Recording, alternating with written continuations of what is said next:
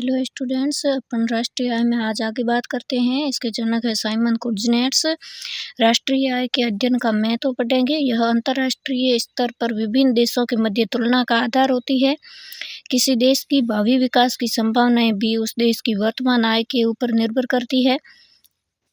किसी देश के विभिन्न उत्पादक क्षेत्रों का आय में योगदान ज्ञात करने के लिए भी राष्ट्रीय आय का अध्ययन महत्वपूर्ण है। राष्ट्रीय आय का अर्थ किसी देश में एक वर्ष की अवधि में उसके नागरिकों द्वारा उत्पादित समस्त अंतिम वस्तुओं और सेवाओं के बाजार मूल्य का विशुद्ध योग ही राष्ट्रीय आय कहलाती है। वस्तुएं 3 प्रकार की होती है। पहली है अंतिम वस्तुएं, जो कि पूंजीगत और उपभोग वस्तुएं होती हैं। अंतिम वस्तुओं पूंजीगत में चल पूंजीगत और अचल पूंजीगत। उपभोग वस्तुओं में एक होती है नाशवान, जिसका एक बार उपभोग करने के बाद में दोबारा उपभोग नहीं कर सकते। दूसरी होती है टिकाऊ, जिसका हम बार बार उपभोग कर सकते हैं। दूसरी है मध्यवर्ती वस्तुएं, जो कि कच्चा माल होता है। और तीसरी होती है प्राथमिक वस्तुएं। राष्ट्रीय आय की परिभाषाएं 2 आधार पर होगी। पहला है परंपरागत परिभाषाएं और दूसरा है आधुनिक परिभाषाएं।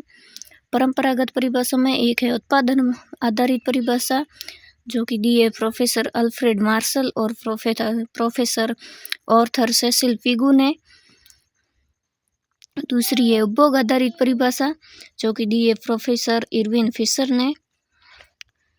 आधुनिक परिभाषा में एक तो आते हैं रिचर्ड स्टोन और दूसरे आते हैं साइमन।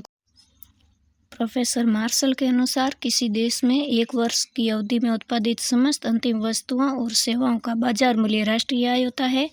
जबकि प्रोफेसर एसी पिगू के अनुसार एक वर्ष की अवधि में उत्पादित समस्त अंतिम वस्तुओं और सेवाओं का वह भाग जो क्रय विक्रय हेतु बाजार में उपस्थित हुआ है, उसी का बाजार मूल्य राष्ट्रीय आय है।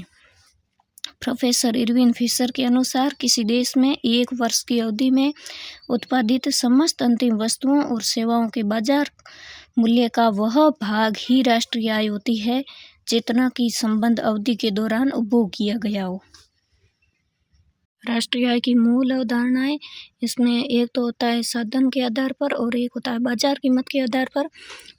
बाजार कीमत के आधार पर 4 प्रकार की अवधारणाएं हैं। बाजार कीमत पर सकल घरेलू उत्पाद, दूसरा है बाजार कीमत पर विशुद्ध घरेलू उत्पाद, तीसरा है बाजार कीमत पर सकल राष्ट्रीय उत्पाद और चौथी है बाजार कीमत पर विशुद्ध राष्ट्रीय उत्पाद।